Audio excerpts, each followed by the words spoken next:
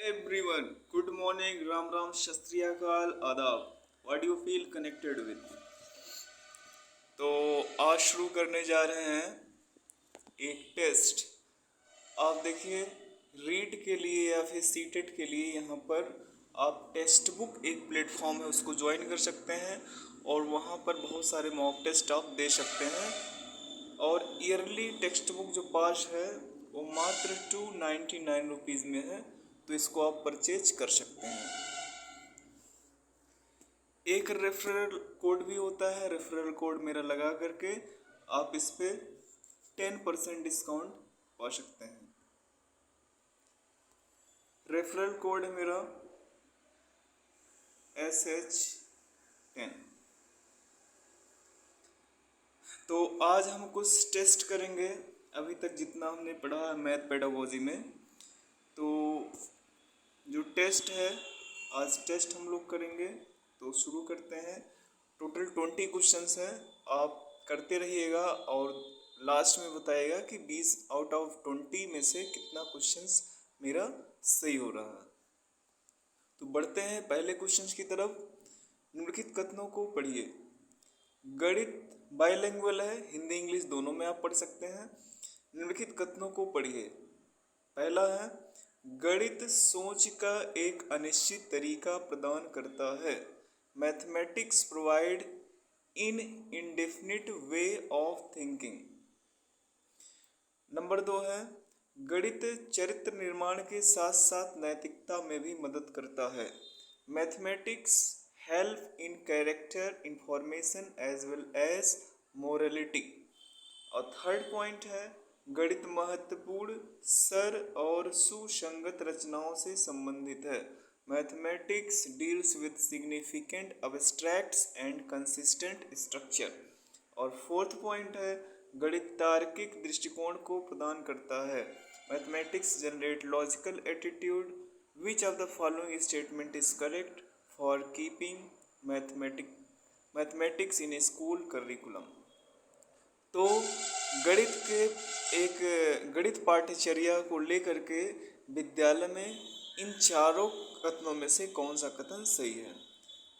तो पहला ऑप्शन है 1 और 2, 2 और 3, 1, 2 और 3, 2, 3, 4। तो बताइए इसमें कौन सा आंसर सही होगा? तो इसका देखिए गाइस, राइट आंसर है डी ऑप्शन, यानी 2, 3 एंड 4। पहला ऑप्शन सही नहीं है। गणित सोच का एक निश्चित तरीका प्रदान करता है, यहाँ पर अनसर्टेनिटी नहीं होती है। जैसे अगर मैं बोलूँ कि 10 में से 2 अगर माइनस करना है तो इसका केवल और केवल एक ही आंसर होगा। कितना होगा? 8 होगा। ऐसा नहीं है कि 6 भी हो सकता है, 5 भी हो सकता है। यहाँ पर अनिश्चितता की बात नहीं होती मैथमेटिक्स में, यानी ये निश्चित होता है। और जो सेकेंड, थर्ड, फोर्थ पॉइंट है स्टेटमेंट, ये सही है। चरित्र निर्माण के साथ साथ नैतिकता में भी मदद करता है और लॉजिकल होती है, सुसंगत होती है, गणित तार्किक दृष्टिकोण प्रदान करता है। ये सब ऑप्शन सही है। नेक्स्ट क्वेश्चन की तरफ बढ़ते हैं। क्वेश्चन नंबर 2 इसमें पूछ रहा है, वह अनुभव जिसके द्वारा छात्रों के गणित के ज्ञान और कौशल को मापा जाता है उसे डैश कहा जाता है। उपचारात्मक परीक्षण, उपचारात्मक शिक्षण, रिमीडियल टीचिंग, उपलब्धि परीक्षण, अचीवमेंट टेस्ट, योगात्मक परीक्षण, समेटिव टेस्ट, नैदानिक परीक्षण, डायग्नोस्टिक टेस्ट। तो बताइए इसमें कौन सा आंसर सही होगा? देखिए, गणित के ज्ञान और स्किल्स को नापने के लिए जो टेस्ट यूज किया जाता है वो राइट आंसर हो जाएगा अचीवमेंट टेस्ट। अचीवमेंट टेस्ट भी दो तरह के होते हैं, एक टीचर मेड टेस्ट होता है,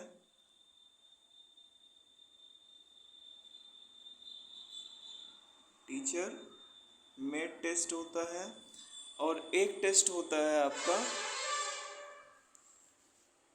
objective type test. Objective type test. तो अचीवमेंट टेस्ट करता क्या है? अब अध्यापक निर्मित परीक्षण भी हो सकता है। टीचर मेड टेस्ट में क्या करेगा? टीचर एक छोटा सा जितना लेसन्स पढ़ाया है, अगर 3 चैप्टर तक पढ़ाया तो 3 चैप्टर का एक टेस्ट बना करके, एक पेपर बना करके बच्चों का टेस्ट ले लेगा। उसे उसकी स्किल्स का पता चल जाएगा कि उसने क्या क्या सीखा है, कितना नॉलेज है। ऑब्जेक्टिव टाइप टेस्ट, इसमें भी कुछ बहुविकल्पी प्रश्न बना करके इस तरह का टेस्ट ले सकता है। आगे बढ़ते हैं, थर्ड क्वेश्चंस। गणित की भाषा है, गणित की भाषा है, मैथमेटिक्स लैंग्वेज इज। कंसाइज संक्षिप्त होती है, सटीक प्रिसाइज सटीक होती है, पावरफुल प्रभावशाली प्रभावशाली होती है, ऑल ऑफ द अबव सभी। तो बताइए गाइस इसका राइट आंसर क्या होगा। तो इसका ऑप्शन नंबर है डी सही है। संक्षिप्त भी होती है, सटीक भी होती है और प्रभावशाली भी होती है। इजी क्वेश्चन था। नेक्स्ट क्वेश्चन है,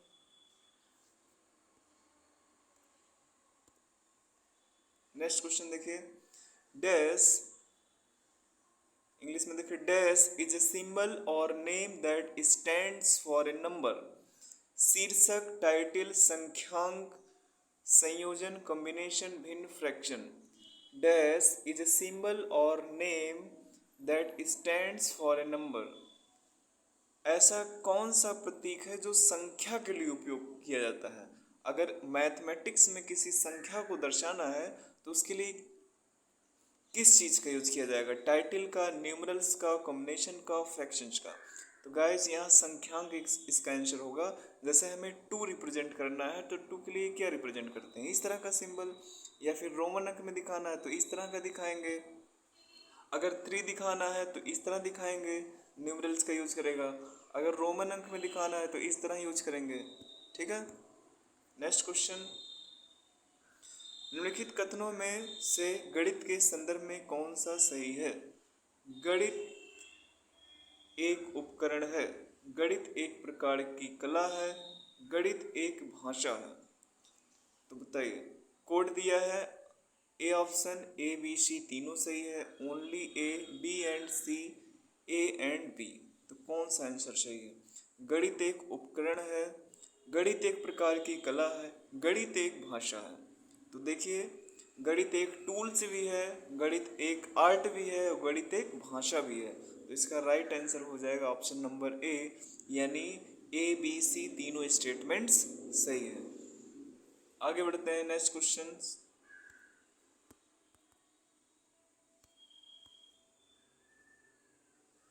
नेक्स्ट क्वेश्चन है, which of the following is the correct sequence of inductive method.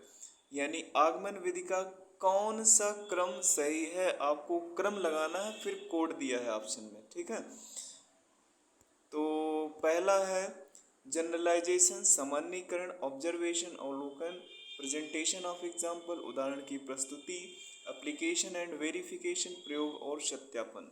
तो गाइज इसका कौन सा आंसर सही होगा।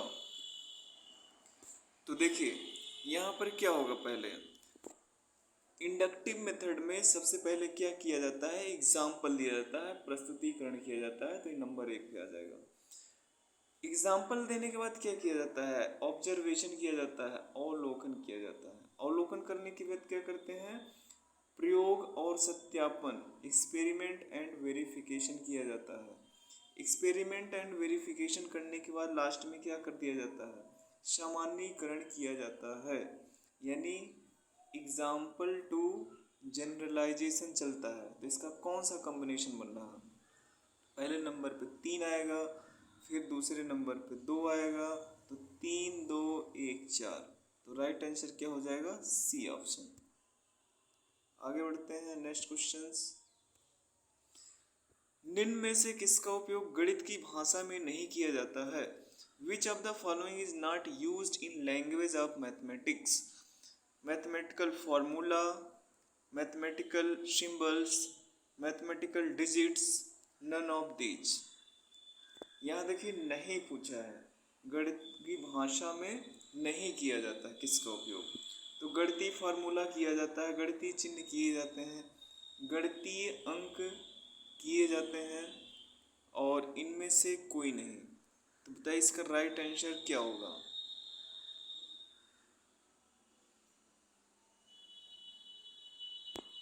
इसका ऑप्शन नंबर डी हो जाएगा, नन ऑफ दीज। फार्मूला का यूज़ किया जाता है, चिन्ह का भी यूज करते हैं फार्मूला, जैसे a प्लस बी का होल स्क्वायर, ठीक है, इस तरह का चिन्ह का, प्लस माइनस मल्टीप्लिकेशन, ये सब का यूज किया जाता है। गणितीय अंक 1 2 3 4 ये सब का यूज किया ही जाता है, तो इसका क्या हो जाएगा, इनमें से कोई नहीं। नेक्स्ट क्वेश्चन है, what is the basis of remedial teaching? उपचारात्मक शिक्षण का आधार क्या है? निदान, डायग्नोसिस, छात्र की कमजोरी, वीकनेस ऑफ द स्टूडेंट, व्यक्तिगत भिन्नता, इंडिविजुअल डिफरेंसेस, उपरोक्त सही। तो उपचारात्मक शिक्षण का आधार क्या है? Remedial teaching.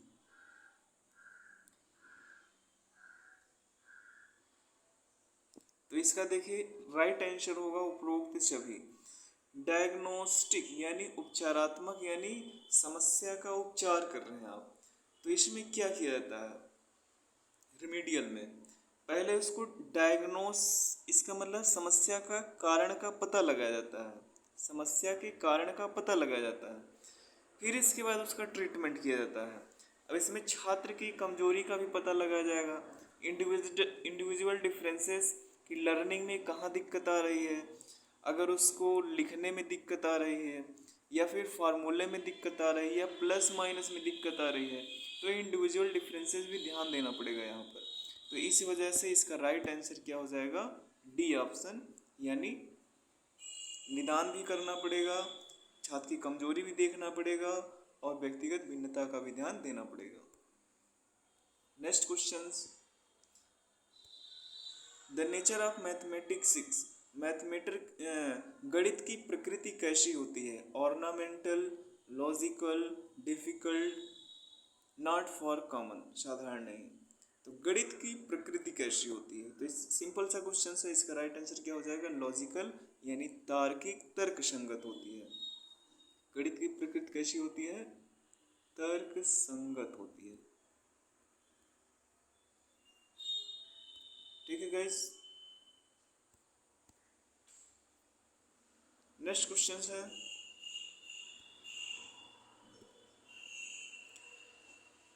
Out of the following which is most important characteristics of oral work in mathematics for school students? यानी जो मौखिक गृह कार्य दिए जाते हैं या मौखिक प्रश्न पूछे जाते हैं गणित में, तो उसका क्या महत्व है, सबसे ज़्यादा महत्व क्या है? इट डेवलप्स मेंटल प्रोसेस, यह मानसिक प्रक्रियाओं का विकास करती है। इट सेव्स टाइम, यह समय को बचाती है। Not require paper pencil, paper और पेंसिल की आवश्यकता नहीं होती है। मौखिक प्रश्नों से प्रश्नों को हल करने योग्य बनाती है। Able to solve questions only, केवल प्रश्न को हल करने की योग्य बनाती है। तो इसका देखिए राइट आंसर क्या होगा, यह मानसिक प्रक्रियाओं का विकास करती है, मेंटल प्रोसेस। जैसे हमें कैलकुलेशन करना है या जोड़ना है 16 + 2, तब इसको पेन पेपर नहीं, आप ओरली पूछेंगे तो दिमाग में ही क्या करेगा बच्चा, कैलकुलेशन करेगा और तुरंत बता देगा इसका आंसर कितना होगा, 18। यानी पेन और पेंसिल की आवश्यकता नहीं होगी इसमें, लेकिन जो अप्रोप्रिएट इसका आंसर होगा, तो इससे उसका मानसिक कैसे दिमाग में उसका प्रोसेस करना है, इसके बारे में वो उसका विकास हो पाएगा। तो ऑरल्स का ओरल क्वेश्चन जो पूछे जाते हैं मैथमेटिक्स में, इसका मेनली यूज़ यही होता है ताकि वह व्यवहारिक जीवन में भी यूज कर सके। जैसे बहुत सारे ट्रांजैक्शन, लेन देन, दुकान पे जाना या सब्जी खरीदना, तो कुछ पैसे देना, कितना बचा, घटाना, जोड़ना, तो वहाँ पर यानी उसका व्यवहारिक यूज कर सके। नेक्स्ट क्वेश्चन, गणित की तार्किकता की विशेषता निम्नलिखित में से नहीं है। Out of the following which is not the characteristics of reasoning in mathematics? शुद्धता, एक्यूरेसी, परिणाम की निश्चितता, सर्टेनिटी ऑफ रिजल्ट, मौलिकता, ओरिजिनलिटी, विषय निष्ठता, सब्जेक्टिविटी। तो देखिए यहाँ नहीं जब पूछ रहा है तो ध्यान से ऑप्शन पढ़ा करिए। विशेषता नहीं है, गणित की तार्किकता की विशेषता नहीं। एक्यूरेसी, शुद्धता तो पाई जाती है गणित में, ठीक है। परिणाम की निश्चितता, इसके रिजल्ट भी निश्चित होते हैं। जैसे अगर हम 6 + 5 कर रहे हैं तो इसका रिजल्ट निश्चित है 11 ही होगा, है ना। मौलिकता, ओरिजिनलिटी, इसमें मौलिकता का भी गुण पाया जाता है, तो कौन सा गुण नहीं पाया जाता है? विषय निष्ठता यानी सब्जेक्टिविटी नहीं पाई जाती है। सब्जेक्टिविटी का मतलब क्या होता है? सब्जेक्टिविटी का मतलब है कि यहाँ पर बायसनेस होता है। जैसे आप लिखित पेपर देते हैं, जैसे हिंदी का पेपर, कोई निबंध लिखने को आ गया तो उसमें अब एग्जामिनर के ऊपर डिपेंड करता है, बायस भी हो सकता है। अगर उसको अच्छा लग रहा है कि आपने अच्छा कंटेंट दिया है तो अच्छा नंबर दे सकता है, या फिर उसको नहीं सही लग रहा है तो कम नंबर भी दे सकता है। लेकिन यहाँ गणित में सब्जेक्टिविटी नहीं बल्कि ऑब्जेक्टिविटी पाई जाती है, ध्यान रखिएगा, ऑब्जेक्टिविटी, ठीक है। गणित में ऑब्जेक्टिविटी पाई जाती है, इसका मतलब होता है वस्तुनिष्ठता, वस्तुनिष्ठता, वस्तुनिष्ठता होती है इसका मतलब। जैसे कि अगर कोई पेपर है गणित का, क्योंकि उसका आंसर फिक्स होता है, तो उसको अगर कोई भी जांचेगा, उस पेपर को अगर कोई भी टीचर जांचेगा तो उसका आंसर अगर सही है, मेथड सही है, तो उतना ही नंबर मिलना है। ऐसा नहीं कि कम ज़्यादा दे, 5 नंबर का है तो 3 ही नंबर दे देगा, या 5 नंबर का है तो आपको 1 नंबर दे देगा, नहीं। अगर आपने सही मेथड का यूज किया है तो आपको उतना ही नंबर मिलेगा, चाहे कोई भी टीचर जांचे, ठीक है। Next questions, out of the following language of mathematics is, निम्नलिखित में से गणित की भाषा है सिंबॉलिक, संकेत, नेशनल, राष्ट्रीय, कॉम्प्लेक्स, जटिल, वैदिक। तो बताइए गणित की कौन सी भाषा होती है? इजी क्वेश्चन है, तो इसका क्या आंसर हो जाएगा? सिंबॉलिक, यानी गणित की जो भाषा होती है संकेतात्मक होती है। यहाँ पर संकेतों का ज़्यादा यूज किया जाता है, सिंबल्स का, जैसे प्लस, माइनस, मल्टीप्लिकेशन, डिवीज़न, आपका करली ब्रैकेट हो गया, स्मॉल ब्रैकेट हो गया, और बहुत सारे सिंबल्स की यूज किए जाते हैं, belongs to, not belongs to, equal to, not equal to, phi, रिक्त समुच्चय। तो इस तरह बहुत सारे सिंबल्स का यूज मैथमेटिक्स में किया जाता है। नेक्स्ट क्वेश्चन की तरफ बढ़ते हैं। निम्नलिखित में से वस्तुनिष्ठ प्रकार के प्रश्नों की सीमा है, out of following which is limitation of objective type questions. अनुमान लगाना, गेसिंग, गेस, आप गेस कर सकते हैं ऑब्जेक्टिव टाइप क्वेश्चंस में।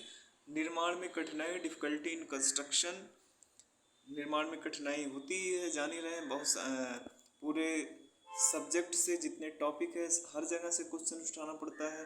जटिल प्रक्रियाओं को ना माप सकना, can not measure complex process, उपरोक्त सभी। तो इसका राइट आंसर क्या होगा? पूछा है वस्तुनिष्ठ प्रकार के प्रश्नों की सीमा है,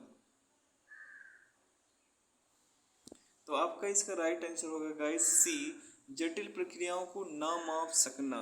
इसके द्वारा जटिल प्रक्रियाओं को आप माप नहीं सकते हैं। कहने का मतलब है, जैसे आपसे कोई क्वेश्चंस पूछा गया है मैथ में, तो उसके अंदर जो प्रोसेस है, जैसे मान लीजिए पाइथागोरस प्रमेय है, अब उसके ऑब्जेक्टिव टाइप क्वेश्चंस है, तो उसमें कोई मान लीजिए आपसे ट्रिपलेट पूछ लिया है, ABCD 4 ऑप्शन दे दिया, ट्रिपलेट आपसे पूछा है, तो ए ऑप्शन में दे दिया गया 3, 4, 5, बी ऑप्शन दे दिया 6, 8, 10, एक ऑप्शन दे दिया मान लीजिए 7, 9, 12। तो आपसे पूछा है कि इसमें से कौन सा ट्रिपलेट नहीं है, तो आप सी ऑप्शन तुरंत लगा देंगे। लेकिन आपको अब इससे वो ये चीज़ मेजर नहीं कर पाएगा कि आपको पाइथागोरस प्रमेय सिद्ध करना आता है कि नहीं, या फिर इसमें जो थ्योरम है कि कर्ण का स्क्वायर बराबर लंब का स्क्वायर प्लस आधार का स्क्वायर, इसको आप सिद्ध कर पाते हैं कि नहीं, या किस प्रोसेस से गुजरे हैं। तो यहाँ पर अनुमान लगाने की भी संभावना होती है। तो जो जटिल प्रक्रिया है उसको नहीं मापा जा सकता है, उसके लिए निबंधात्मक प्रकार के प्रश्नों का ही यूज किया जाता है। तो ये डिमेरिट है। नेक्स्ट क्वेश्चन, यदि एक विद्यार्थी अलग अलग परीक्षकों से गणित के परीक्षण में 80 में से 42 अंक समान रूप से प्राप्त करता है, तब यह परीक्षण की निम्न में से कौन सी विशेषताएं दर्शाता है। अगर वो 80 में से 42 नंबर पाता है तो वह परीक्षण की कौन सी विशेषता, बहुत इंपॉर्टेंट क्वेश्चन है।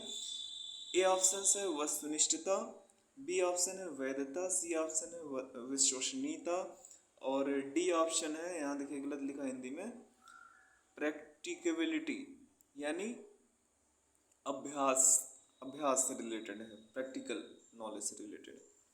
तो देखिए अलग अलग परीक्षकों से गणित के परीक्षण में 80 में से 42 अंक समान रूप से प्राप्त करता है, यानी गणित का एक पेपर है और उसे अलग अलग लोग क्या कर रहे हैं,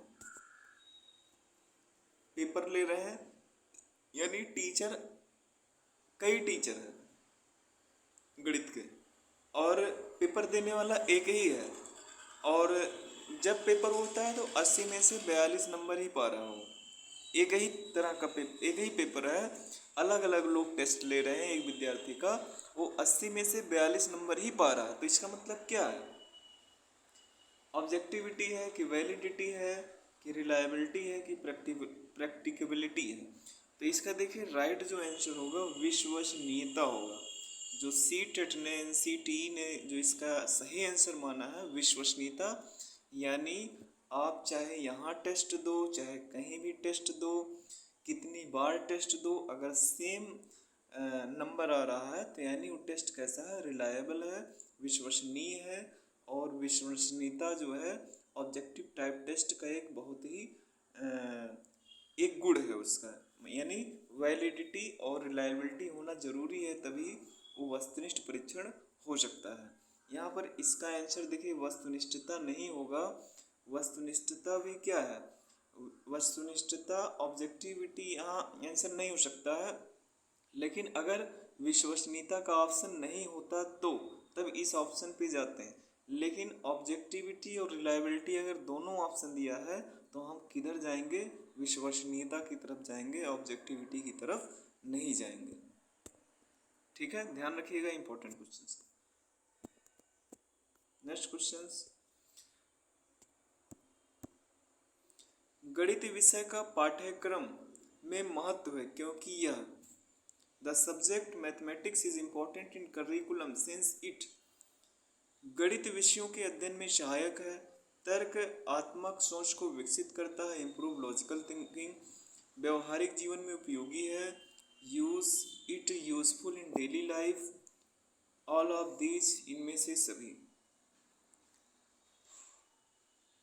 गणित विषय का पाठ्यक्रम में महत्व है क्योंकि यह, बताइए कौन सा ऑप्शन सही होगा।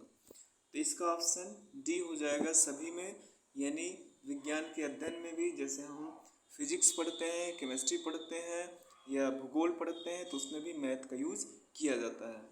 तर्कात्मक लॉजिकल थिंकिंग को भी बढ़ाता है और डेली लाइफ में यूज होता है, जाने में। नेक्स्ट क्वेश्चन है, which of the following value is least related to the study of mathematics, इनमें से कौन सा मूल्य गणित के अध्ययन से संबंधित है। बौद्धिकता मूल्य, intellectual value, disciplinary value, psychological value, मनोवैज्ञानिक मूल्य, फिजियोलॉजिकल वैल्यू, नैतिक मूल्य। देखिए फिजियोलॉजिकल यहाँ हिंदी में गलत लिखा हुआ है, नैतिक मूल्य नहीं होगा। फिजियोलॉजिकल का मतलब क्या होता है,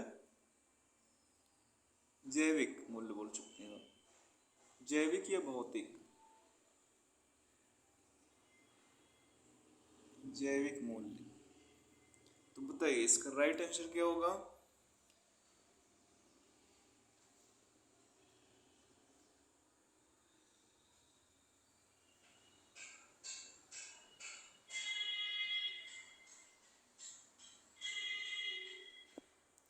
तो इंटेलेक्चुअल वैल्यू हो जाएगा इसका राइट आंसर, ठीक है। डिसिप्लिनरी नहीं होगा आपका, साइकोलॉजिकल वैल्यू नहीं होगा, फिजियोलॉजिकल ये तो एकदम नहीं होगा। तो गणित कौन सा मूल्य गणित के अध्ययन से संबंधित है? इंटेलेक्चुअल, यानी हर एक क्वेश्चंस में यहाँ पर क्या लगाना पड़ता है? इंटेलिजेंस लगाना है। एक बुद्धि के स्तर पे ही कर सकते हैं आप गणित के किसी क्वेश्चंस को। अगर वहाँ पर बुद्धि नहीं लगाएंगे तो उसका आंसर हल नहीं हो सकता है।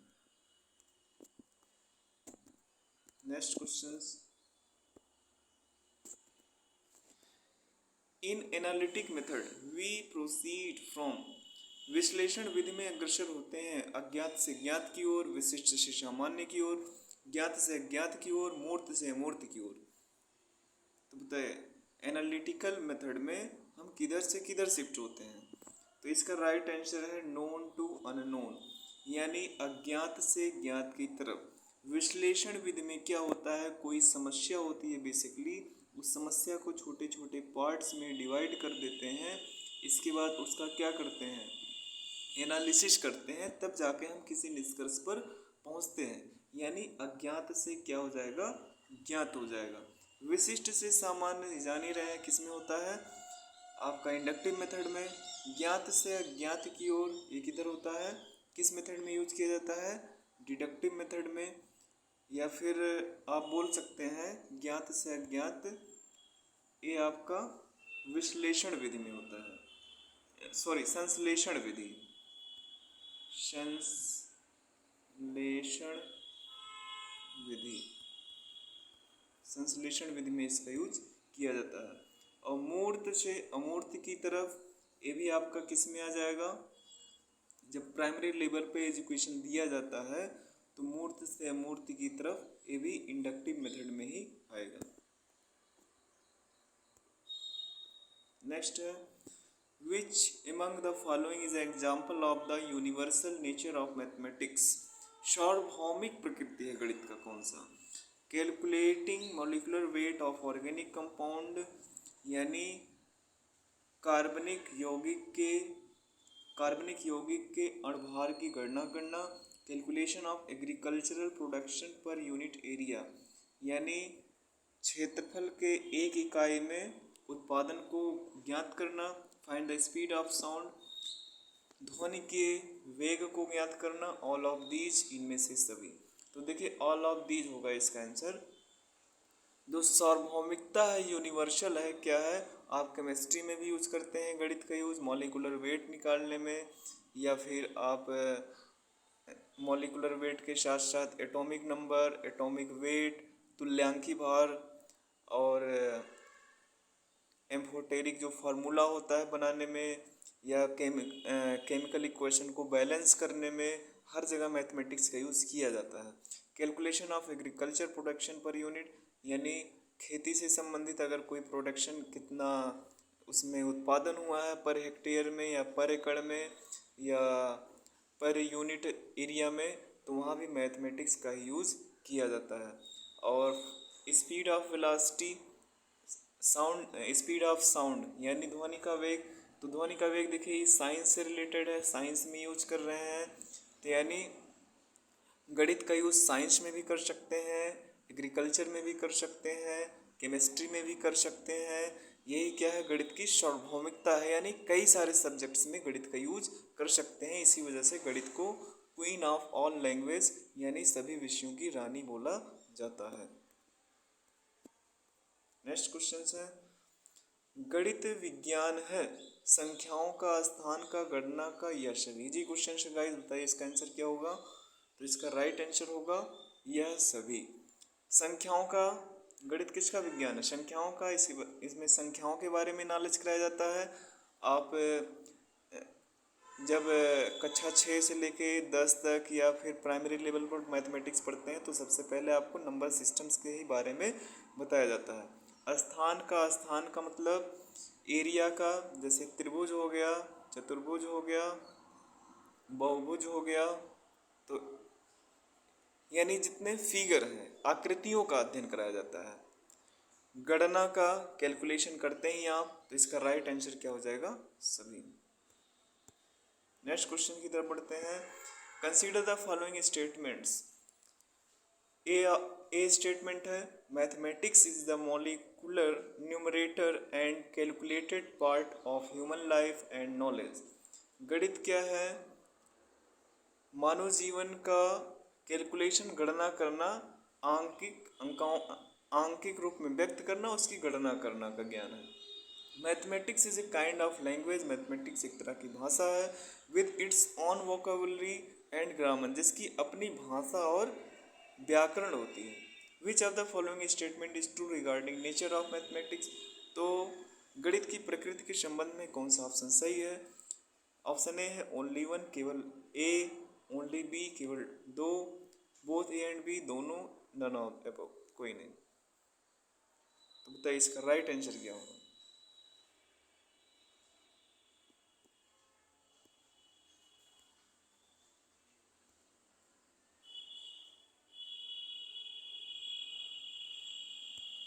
तो इसका राइट आंसर क्या होगा? बोथ, ए एंड बी, दोनों। इसमें देखिए दोनों चीज, दोनों एस्पेक्ट होती हैं। गणित की अपनी भाषा होती है, गणित की अपनी वोकैबुलरी होती है, और ये ह्यूमन लाइफ को एक हिसाब से इंटरप्रेट करने का भी काम करता है। नेक्स्ट क्वेश्चन है। तो गाइज हमारे 20 क्वेश्चंस कंप्लीट हो गया। आप